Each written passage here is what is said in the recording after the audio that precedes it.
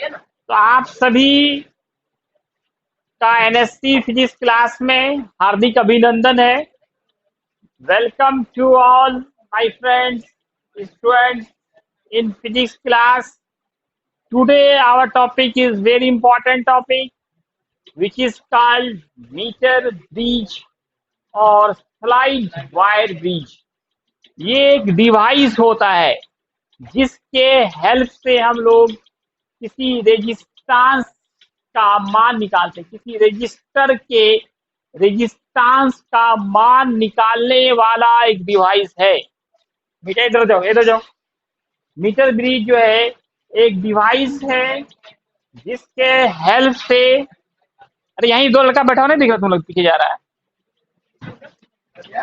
Metre bridge एक device है जिसके हेल्प से हम लोग किसी दिए गए रजिस्टर का रेजिस्टेंस का वैल्यू निकालते हैं। तो चलिए हम लोग इस पे पहले इंट्रोडक्शन देखते हैं। The pin of silence. Introduction. What is metre bridge? इसको डिफाइन करते हैं। Metre bridge is an electrical device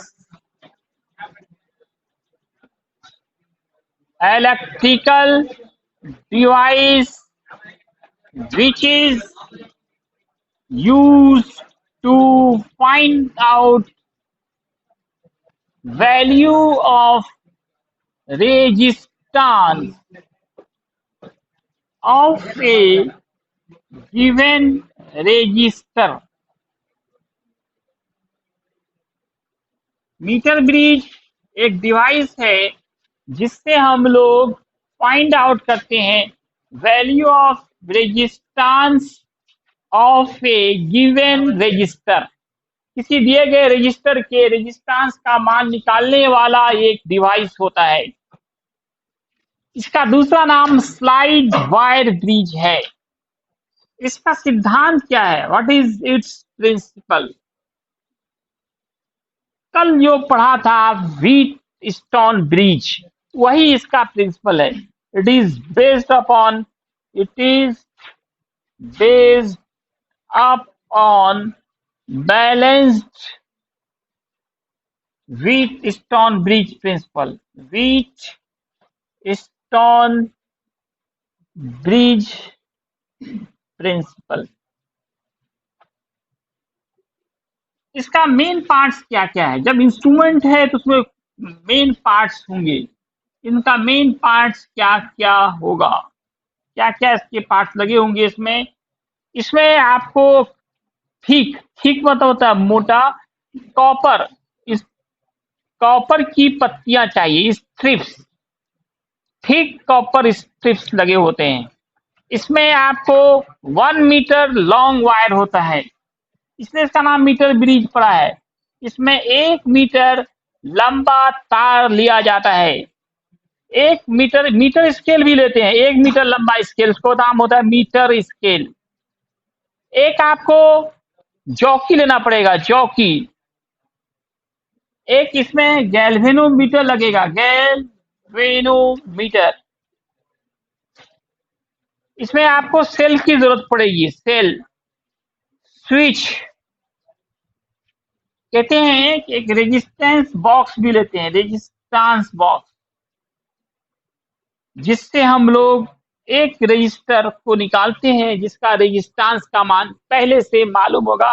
resistance box में बहुत सारे रेजिस्टेंस एक साथ होते हैं, उसमें से कोई एक आप जिसका मान चाहिए आप उसमें से निकाल करके इसमें लगा सकते हैं। इसका फिगर देखा जाए, कंस्ट्रक्शन, कंस्ट्रक्शन में हम लोग इनका फिगर बनाते हैं। कंस्ट्रक्शन, तो क्या करेंगे आप, इसमें इसका फिगर बनाएंगे। जैसे मोटी पट्टियां होती है कॉपर की, ठीक कॉपर स्ट्रिप्स होते हैं, कॉपर की मोटी पट्टियां लगी होती है। ये सब एक वुडन बोर्ड पे अरेंज किया जाता है, लकड़ी के बोर्ड पर।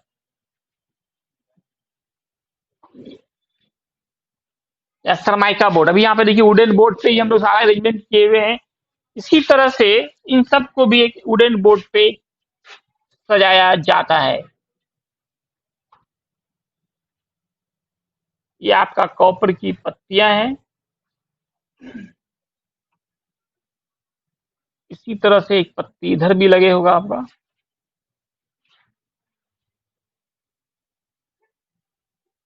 ये पूरा गैप 1 मीटर होता है। ये गैप कितने का होता है? 1 मीटर। ये कॉपर की पत्ती है। 1 मीटर लंबा तार इसमें हम लोग लगाते हैं। ये 1 मीटर लॉन्ग वायर है और यहीं पे 1 मीटर लंबा एक स्केल भी रखते हैं। 1 मीटर लंबा स्केल यहीं पे रख देते हैं, वो लगा होता है पहले से। स्केल बना दीजिए, इसमें छोटा छोटा डिवीजन दिखाइए आप इसमें स्केल का।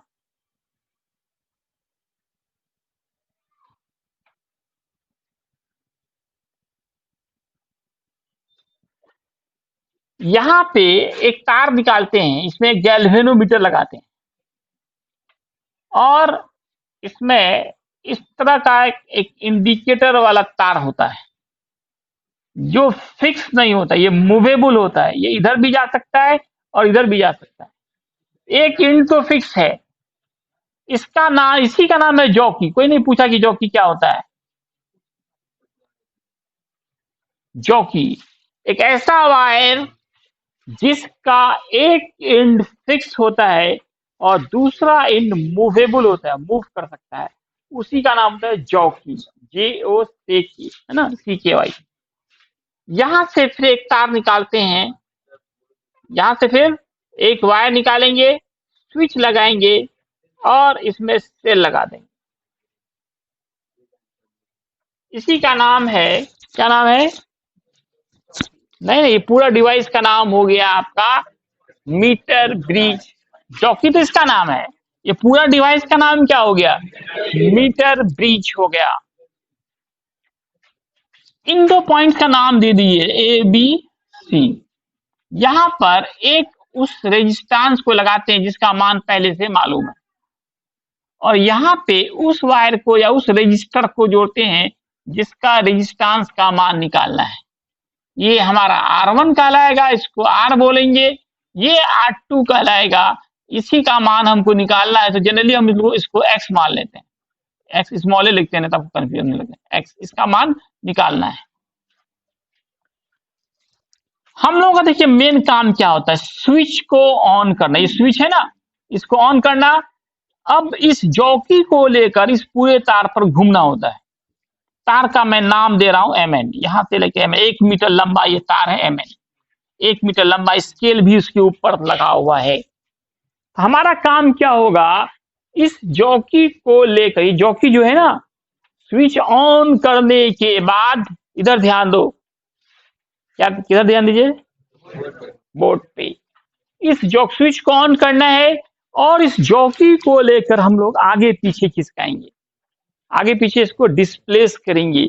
उस बिंदु का पता लगाएंगे जहां पे सटाने से, टच करने से इस गैल्वेनोमीटर की सुई में कोई डिफ्लेक्शन नहीं हो। No any deflection takes place in the needle of galvanometer. कल भी आप यही देख रहे थे, बैलेंस्ड विथ स्टोन ब्रिज में गैल्वेनोमीटर की सुई में कोई डिफ्लेक्शन नहीं होता था। तो आज भी यही होगा, है ना। हमको बैलेंस विथ स्टोन ब्रिज के प्रिंसिपल पे बेस्ड है। It is based upon principle of balance with stone bridge. Balance कब होता है? जब गैल्वेनोमीटर के सुई में कोई डिफ्लेक्शन नहीं हो। हमारा मेन काम है स्विच ऑन करना है और इस जॉकी को लेकर इस तार पे घूमना है। उस बिंदु का पता लगाना है जहां पे टच कराने से गैल्वेनोमीटर की सुई में कोई डिफ्लेक्शन नहीं होगा, कोई डिफ्लेक्शन नहीं होगा। उसके कान की जगह मार दे छापर, समझने आगे छापने आया तुम। आपका यूट्यूब पे हो गया रिकॉर्ड हमेशा के लिए। ये लेंथ हम L मान लेंगे, मान लेंगे ये लेंथ क्या है? L। तो इधर का लेंथ कितना बचेगा जी? ये पूरा 1 मीटर है, L सेंटीमीटर कहिए, तो ये पूरा कितना बचेगा यहां से यहां तक? 100 - L, सीएम, सीएम बोला तो सेंटीमीटर, 100 माइनस एल। इसका रेजिस्टेंस क्या होगा, एल लेंथ का, इसका रेजिस्टेंस को हम लोग R3 मानेंगे। इसको कैसे निकालेंगे, एल गुने आर करेंगे, स्मॉल आर को मान लेंगे resistance of per unit length of this wire, resistance of per unit length, इसका निकालेंगे 100 minus L into R. L length का रेजिस्टेंस देखिए, हम पहले मान लेंगे एम एन जो तार है उसके यूनिट लेंथ का रेजिस्टेंस स्मॉल आर है, तो एल लेंथ का क्या होगा, एल इंटू आर। इधर कितना लेंथ है, 100 माइनस एल, तो 100 माइनस एल इंटू आर होगा। अब हम R1 बाई R2 बराबर करेंगे R3 बाई R4, जिससे हमको मान निकल जाएगा। कंस्ट्रक्शन में ज्यादा नहीं लिखना है, लिख देना है all parts are arranged as shown as in figure. अब मेथड में लिखेंगे, क्या करेंगे, on the switch and adjust jockey को एडजस्ट करना है, jockey in such A way that, इस प्रकार की no any deflection takes place in the needle of galvanometer,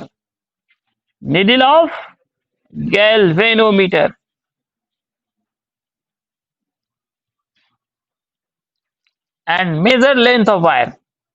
फिर तार की लंबाई नापते हैं, तार की लंबाई कैसे नापते हैं, स्केल लगा हुआ है, major length of wire, let the length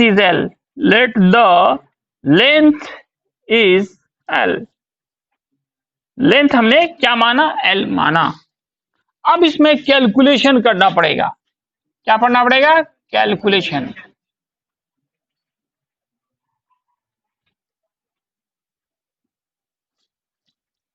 अब आप देखें कैलकुलेशन,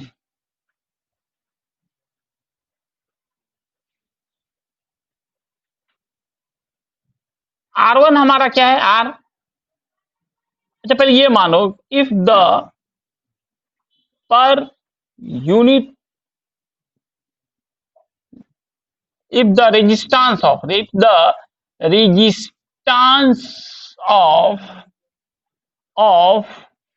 per unit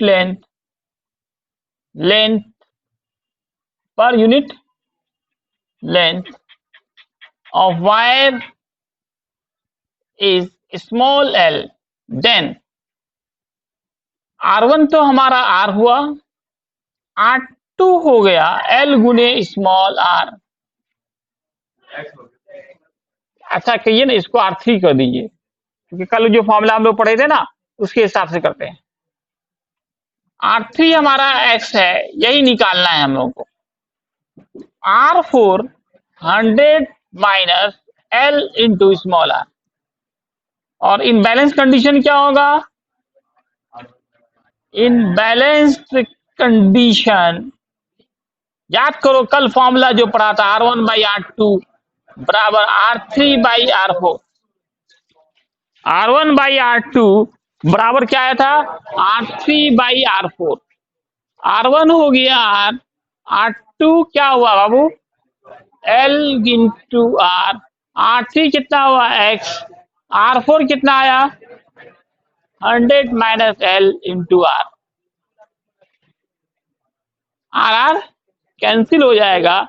अब आप X निकालिए, X बराबर कितना होगा, कोना कोनी गुना करो तो कितना 100 माइनस L इंटू R, इसको यहां कर दीजिए, है ना, X गुने L इधर होता, जगह कम है, हम L ही नीचे कर देते हैं डायरेक्ट।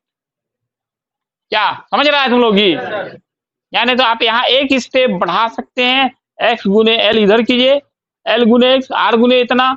अब हमें X निकालना है, अननोन रेजिस्टेंस हमारा यही है 100 minus L by L into capital R. इसी फॉर्मूले में हम लोग को एल मालूम रहता है, आर मालूम रहता है, मान पुट कर देते हैं, एक्स का मान निकल जाता है। इस तरह से हम लोग मीटर ब्रिज के हेल्प से किसी ऐसे तार का रेजिस्टेंस निकाल सकते हैं जिसका मान पहले से नहीं मालूम है। तो मीटर ब्रिज क्या हुआ? रेजिस्टेंस को मापने वाला डिवाइस हुआ। आप ये कह सकते हैं रेजिस्टेंस मेजरिंग डिवाइस, शॉर्टकट में ये कह सकते हैं प्रतिरोध मापी यंत्र को ही meter bridge, slide wire bridge कहते हैं। बहुत इंपॉर्टेंट। एनसीईआरटी में देखो किसी टॉपिक को उतना एक्सप्लेन नहीं किया है जितना है ना व्हीटस्टोन ब्रिज को, मीटर ब्रिज को। और एक और क्वेश्चन हमारा बच रहा है, वो है स्टेज्ड वायर पोटेंशियोमीटर। हाँ, कल वो हो जाएगा हमारा। ठीक है, लिख लिया जाए। बोला बोला बोला शैतान